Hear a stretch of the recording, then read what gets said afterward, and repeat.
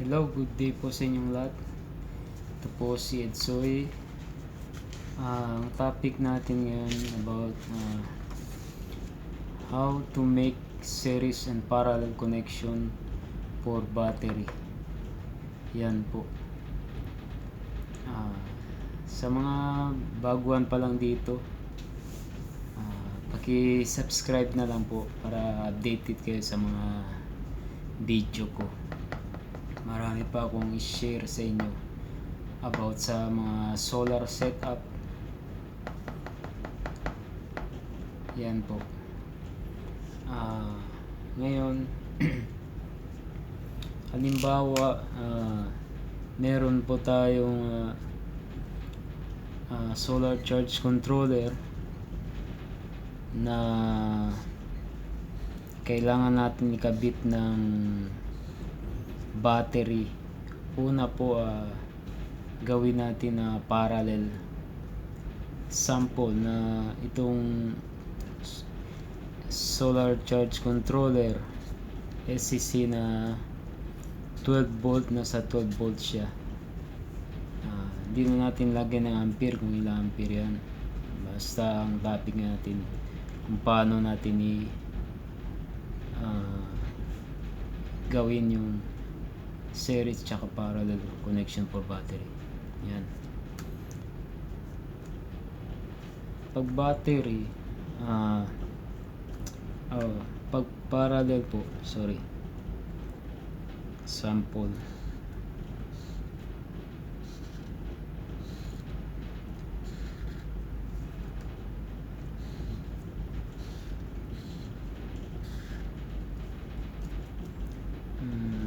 positive, negative, positive, negative.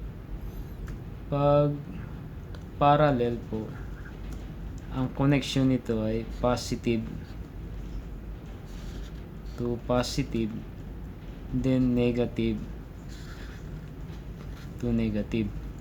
Sample 12 volt 100 Ah ampere hour, 12 volt 100 Ah. Pag parallel siya, same voltage lang po siya, same voltage, pero yung ampere niya add. So it means 100 equals 200 Ah po. Yan po ang pag setup ng parallel connection. Halimbawa may yung solar charge controller nyo na 12 volt na gusto nyong mas malaki yung ampere ng battery, yan, at ganito po yung connection niya sa parallel connection. Same voltage but add ampere. Yan po ang rules ng parallel.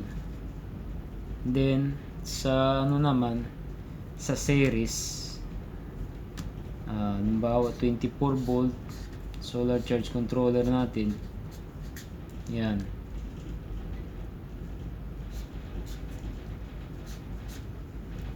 pag 24 volts 24 volt ang solar charge controller natin,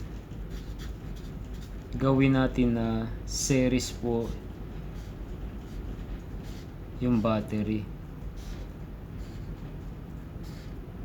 Yan, positive, negative, positive, negative, connect to negative, positive, then positive to negative. Halimbawa 12 volt din, 12 volt 100 Ah 100 ampere hour. Ang rules sa series, add yung voltage at ang voltage maging 24 volt na po siya. Then yung ampere hour ay same pa rin, hindi na magbabago. Yan po ang rules sa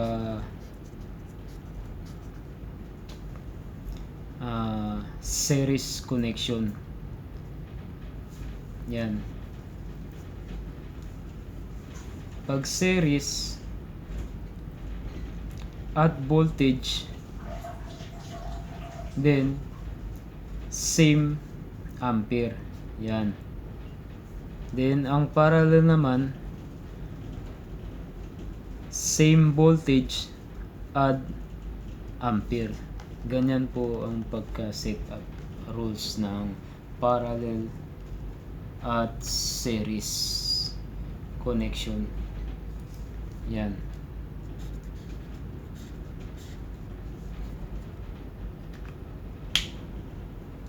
Sana po may nakuha kayong idea, lalo na sa mga baguhan po. Para sa inyo po ito.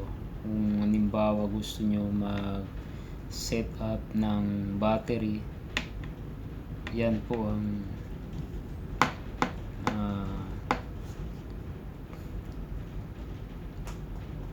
rules kung paano mag set up sa parallel and series. Yan. Hanggang dito lang po. Maraming salamat po. At sana po na gustuhan nyo yung video ko at may natuto kayo sa sa video ko kung paano mga setup.